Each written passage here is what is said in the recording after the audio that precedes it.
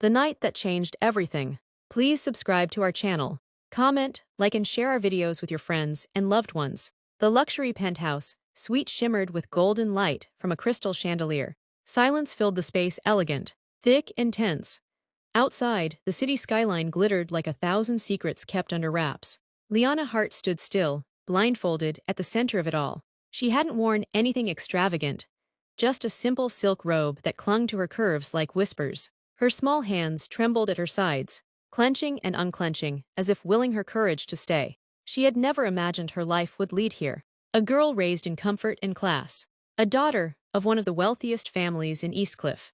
But all that changed overnight when her father vanished. His signature on fraudulent documents that left the Hart family bankrupt. Her mother collapsed from stress, hospitalized and nearing death. No friends, no family left, no money. Except for one anonymous offer. One night, $200,000, no questions, no faces. The heavy door creaked open, her breath hitched. She could smell him before she saw him, clean, woodsy with a hint of citrus. He walked with the confidence of a man who knew power. Each footstep echoed like a countdown. The bed dipped slightly behind her. Before he could touch her, she turned and grasped his wrist. "Please," she whispered, "don't take off my blindfold." There was a long pause, then a voice deep, gravelly and calm. "You don't want to see me. I don't need to, just don't ask who I am, don't try to know me." He said nothing for a moment, then slowly sat down beside her. "You're sure about this?" She nodded, her voice cracked. "My mother, she needs surgery. This money will save her life." A stillness. Then he said something unexpected. "What if I offered you $2 million? Liana's head whipped toward him.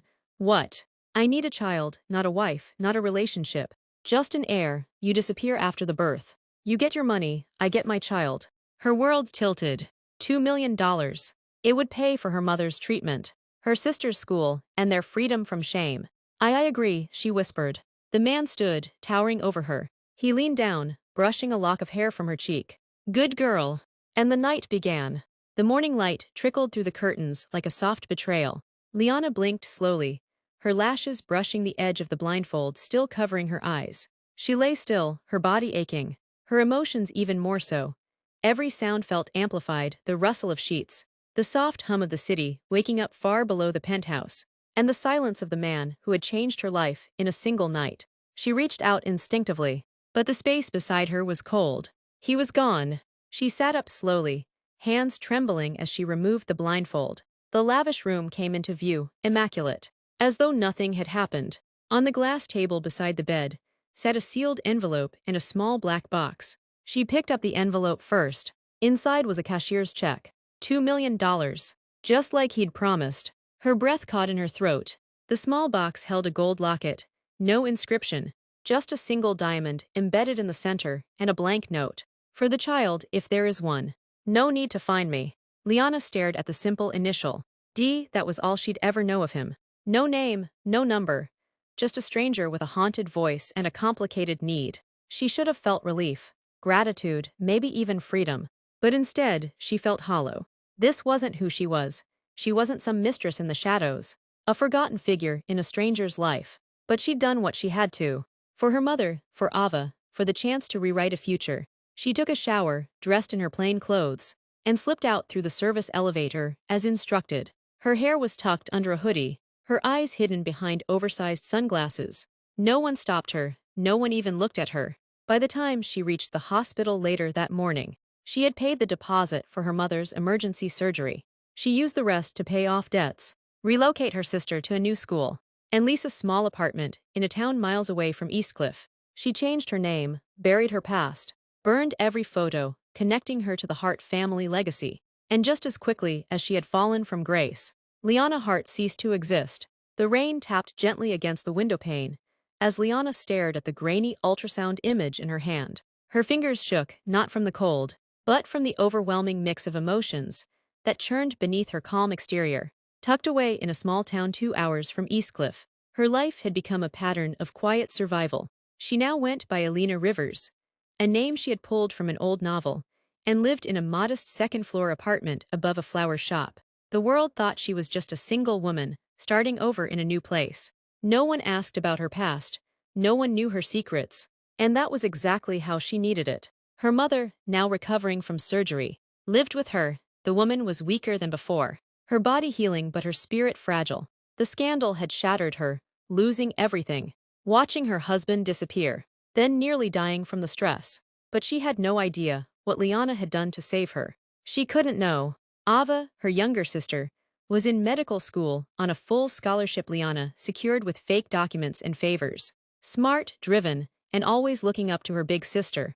Ava believed Elena Rivers was just a clever pseudonym. Her sister used to avoid unnecessary drama. Only Liana knew the weight of the lie. She glanced at the image again, the tiny speck that was growing inside her. She was going to be a mother. She hadn't told anyone, not even Ava. She sat in the corner of the bedroom and rested her hand on her belly. Her voice was a soft whisper. I don't know what kind of world I can give you, baby, but I promise I'll love you with everything I have. She remembered the night, how the man never once removed her blindfold, how his voice carried sorrow, as if he too were hiding from something. He hadn't touched her with cruelty. He had been careful, gentle, almost reverent. And then he had disappeared without a trace. No name, no phone number, no possibility of finding him even if she tried. But she wouldn't try. She had made a vow. This baby would be hers alone. 3 months passed, then 5. Her belly swelled, her routine solidified. Work at a bookstore during the day, tending to her mother at night. Prenatal appointments, quiet tears, silent joy. On one stormy evening, her mother caught her staring at her reflection in the mirror, cradling her bump. Elena, her mother said weakly from her bed. Are you okay? Liana smiled. Yes, Mama, everything's fine. Her mother stared for a long moment, then nodded. You remind me of myself. When I was pregnant with Ava, so strong, so alone. Liana blinked back tears but didn't speak. The lies were growing heavier, but so was the love inside her. And then, one night in the middle of winter, her water broke. Damien's search begins. The ice clinked softly in Damien Voss's crystal tumbler as he stared out the window of his penthouse office in Eastcliff. Snow was falling steadily, quiet, relentless, the city lights below blurred in the frosted glass. But his mind wasn't on the storm. It was on her. 5 years. It had been 5 years since that night, since the faceless woman with trembling hands and a blindfold had agreed to carry his child, and then disappeared without a trace. He had honored her request not to remove the blindfold. He never asked her name, never looked for her right away. But time had a way of playing cruel tricks. A year passed, then another. He tried to move on, built another company, broke another stock record, bought buildings, started foundations, ended partnerships. Women came and went like the changing seasons, but none stayed. None meant anything. Because one thought refused to leave him. Did she keep the child? His decision that night hadn't been emotional, it was transactional. He didn't believe in love. Love had betrayed him. His own family had, too. His late father left him a legacy built on lies and lawsuits. And Damien had clawed his way through scandal to restore the Voss name. He didn't want companionship. He didn't even want marriage. He wanted control. He wanted an heir. Someone to pass the empire to, without the chaos of a relationship. And yet, her voice, that broken whisper, the way she had held his wrist like it was the last thread of her sanity, it haunted him. And when he started to look, really look, he realized how thoroughly she had vanished. No paper trail, no hospital records under the name she gave, no property linked to the details she'd left. So he called in the only person he trusted, Chase Moreno, a former military intelligence officer turned private investigator. Chase had been Damien's closest friend since their boarding school days, loyal to a fault and unmatched in discretion.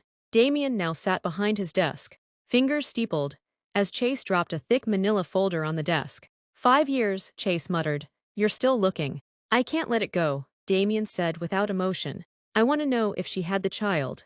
Chase nodded. You've given me less than breadcrumbs, but I did get something. He opened the file.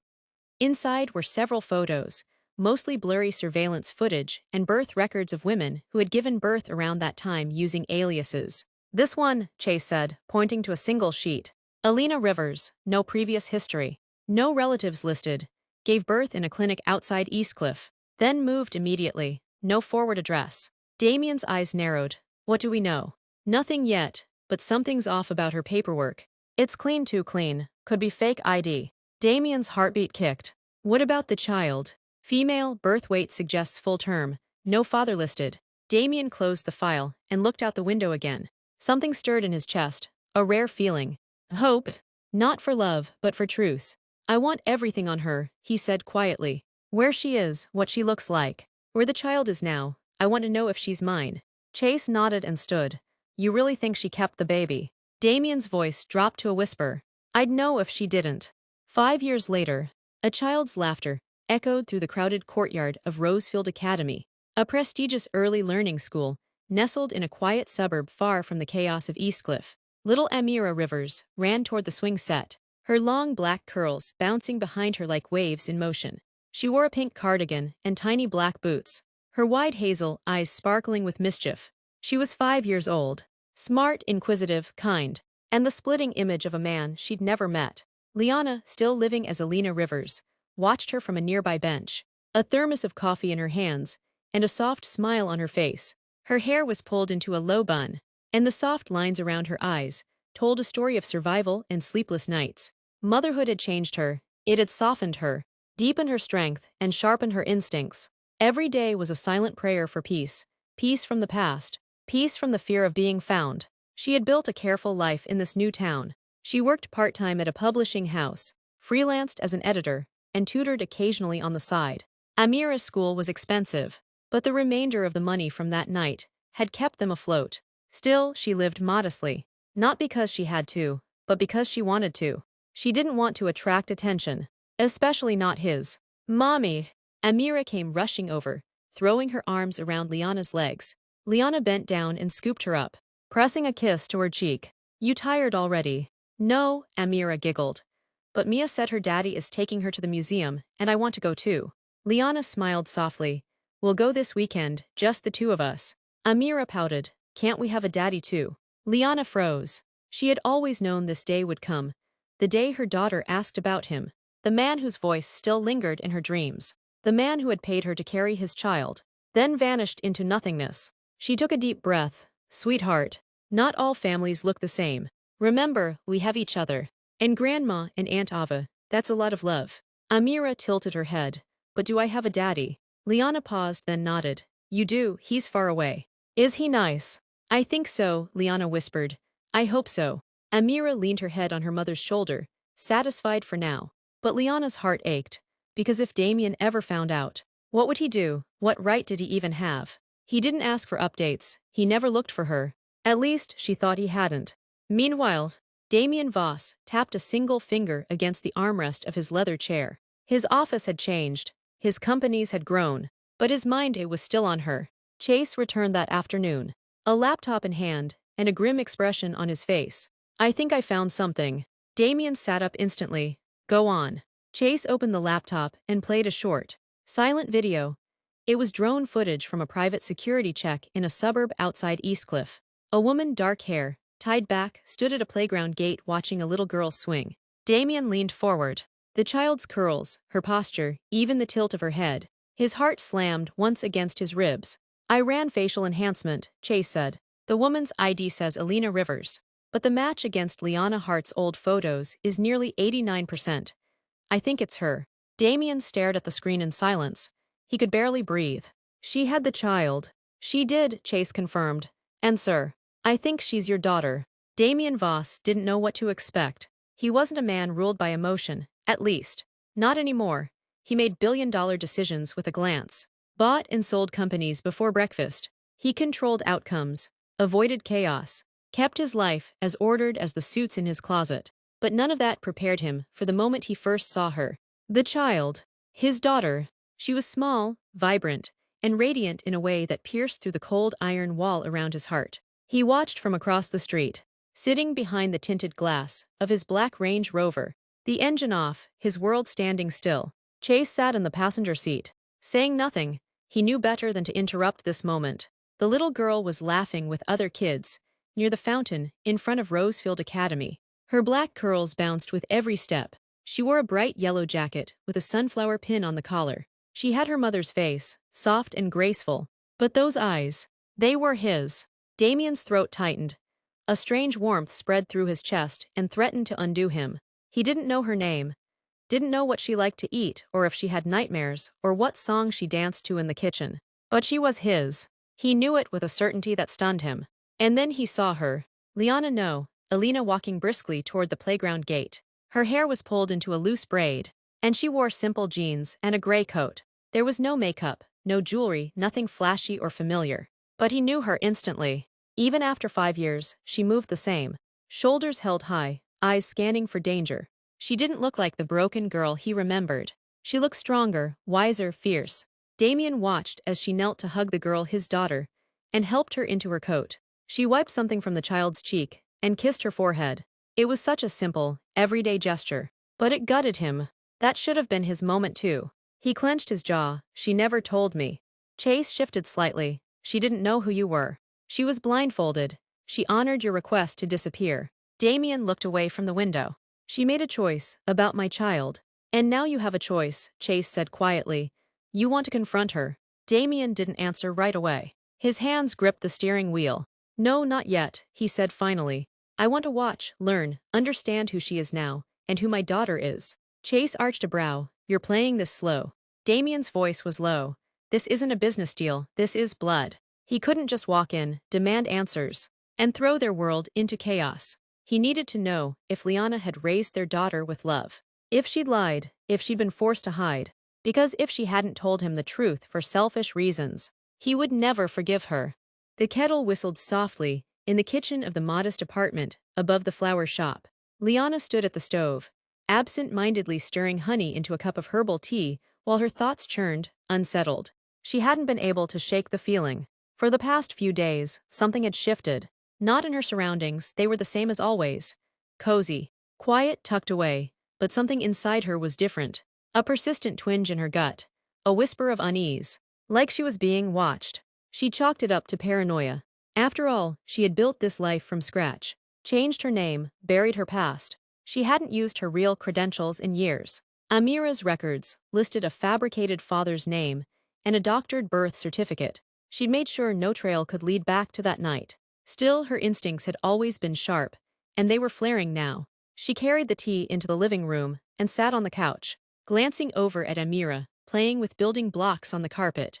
Sweetheart, did anyone strange talk to you at school today? Amira looked up with wide eyes.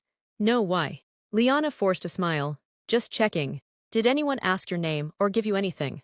Amira tilted her head. Miss Olivia said I draw better than anyone.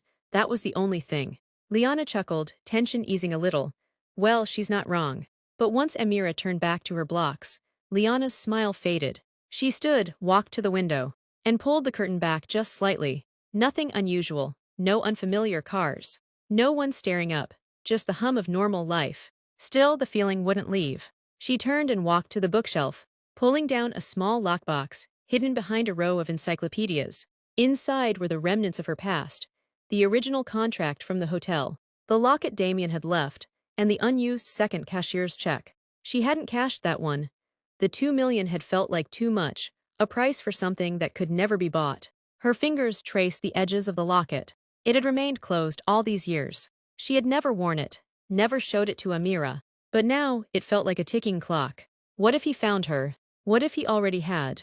And if he saw Amira, what would he do? Meanwhile, from a quiet cafe across the street, Damien sipped black coffee, his gaze locked on the flower shop entrance. His laptop was open, surveillance feeds streaming discreetly in the corner of the screen. He'd watched her routine, morning school drop-off, hours at work, lunch at the same park bench, back home by 4. She lived simply. No car, no visible security. No one in her orbit but the child. She hadn't married. She hadn't run. She had, it seemed, settled. But why? Was it guilt? Or was she truly trying to protect their daughter? His mind warred with itself, half of him still cold and calculated, the other grappling with the image of his daughter, drawing sunflowers in the dirt with a stick. She deserves to know me, he muttered aloud. But even he wasn't sure if he meant the girl, or her mother. The bell above the shop door chimed, sending a soft echo through the narrow hallway behind the flower counter. Liana looked up from the small laptop she had been working on, instinctively wiping her hands on her apron. The front was quiet this morning, just the way she liked it. Until he walked in. Tall, imposing, calm. His suit was understated, but clearly expensive, and his dark hair was slightly tousled, as if styled deliberately not to be perfect. He carried the scent of something sharp and woodsy, familiar, in a way that made Liana's chest tight, without knowing why. He offered a polite smile, but his eyes studied her. "Good morning," she greeted carefully.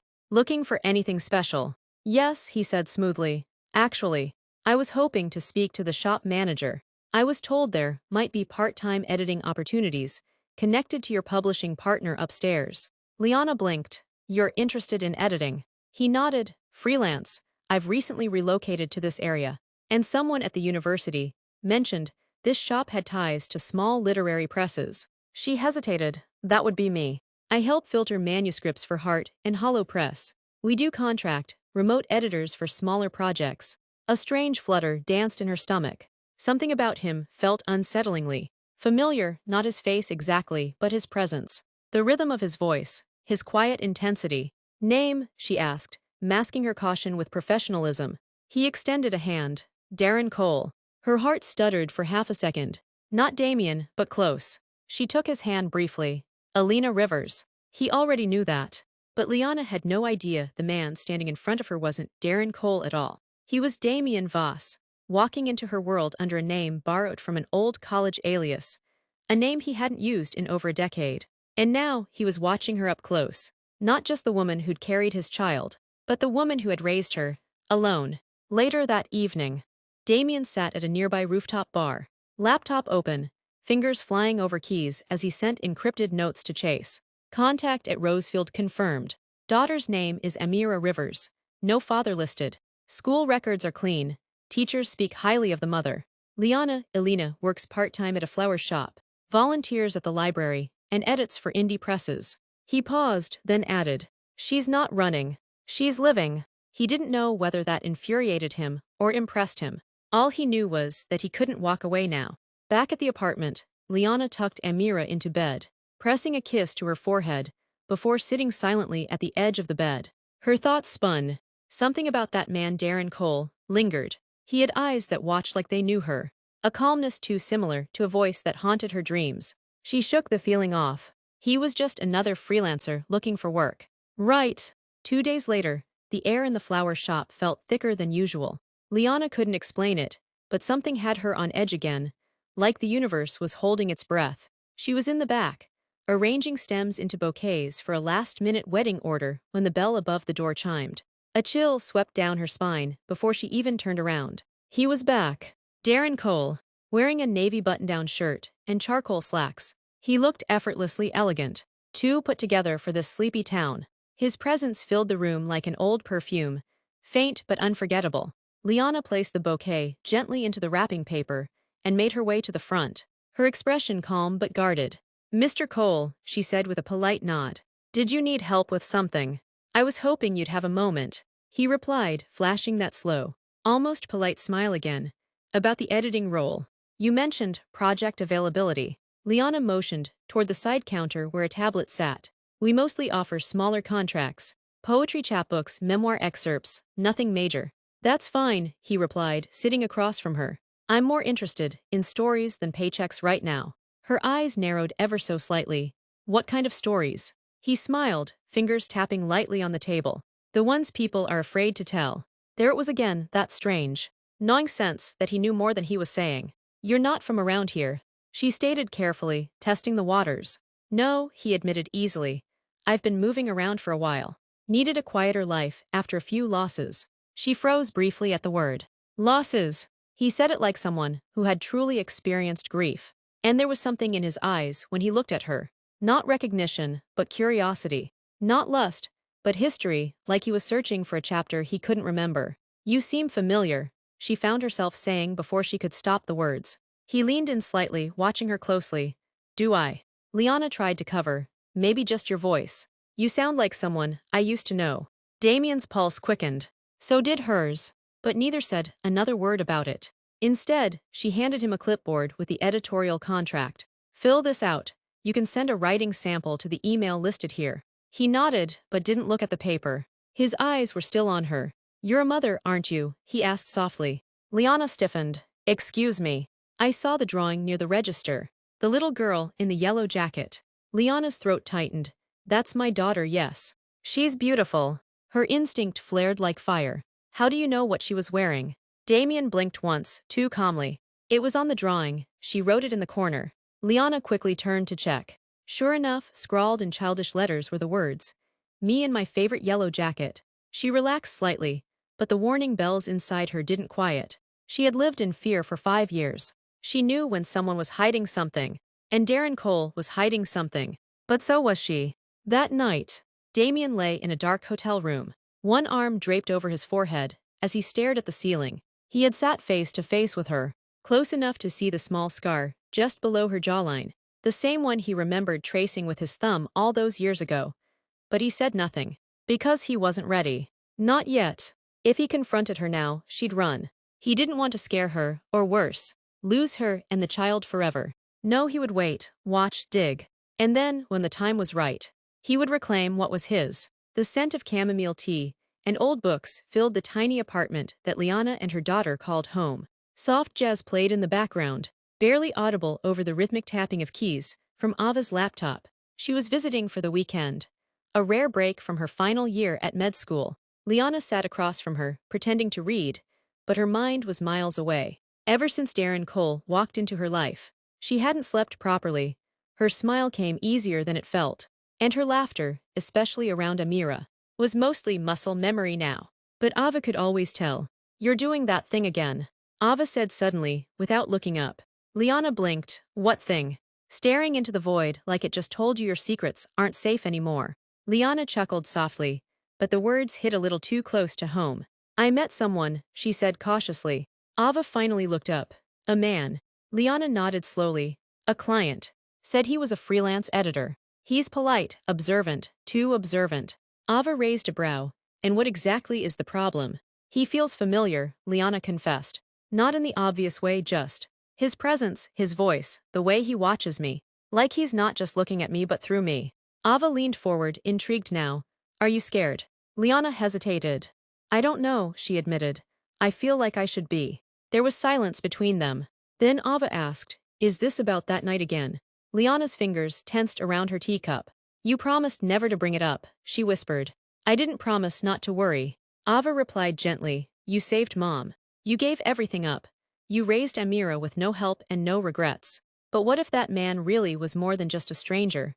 What if he's back?" Liana's heart pounded. That was the part that terrified her most. Not just being found, but being known. Because if Damien Voss ever remembered who she was, if he connected the dots between that night, her and the little girl with his eyes, everything would change. "I can't let him near her," Liana said quietly. "Even if he's the father, he didn't ask for this. He paid for anonymity." Ava tilted her head. "But maybe he regrets it." Liana looked up sharply. "That doesn't give him the right to take her from me." "You don't even know if he's the same man," Ava said softly. Liana stared at the floor. "But I feel it." The next day, Liana walked into the flower shop just after opening, heart hammering in her chest, as she spotted Darren sitting at the front table again, reviewing a small proof manuscript she had assigned him. He looked up and smiled. "Mornings." "Morning," she replied, her voice calm, too calm. He stood, holding up the pages. "This memoir piece you gave me, raw but poetic. Good choice." She nodded, her mind racing. "You mentioned stories," she said slowly. "The kind people are afraid to tell." Damien studied her. "Yes. I've found that the most powerful stories are the ones that carry shame." "Or secrets?" she asked. His eyes narrowed ever so slightly. "Especially those." Liana's smile tightened. Two could play this game. But in her heart, the truth was already pressing against the edges of her carefully built life, waiting to explode. The living room was a mess of crayons, glitter, and construction paper. Amira sat cross-legged on the floor, surrounded by markers and glue sticks, humming a made-up song as she drew a family tree for her kindergarten project. Ava, visiting for the weekend again, sat beside her with a warm drink in one hand and her phone in the other. She had promised Liana she'd help Amira with the assignment, while her sister handled a last-minute publishing errand. "Okay, baby genius," Ava said. Smiling, "We've got your name. Mommy's name, Grandma Nora's name, who's missing?" Amira tapped her chin like a cartoon detective, then whispered, "What about my daddy?" Ava's smile faded slightly. "Him. Well, that's something you should ask Mommy about, sweetheart." Amira just shrugged. "It's okay, I already drew him." Ava blinked. "You did?" Amira nodded, and reached for a folded sheet of paper from her backpack. Ava unfolded it and froze. The drawing was childish, of course, done in crayon and filled with stick figures. but it wasn't the art that made her heart race. It was the photograph tucked behind the paper.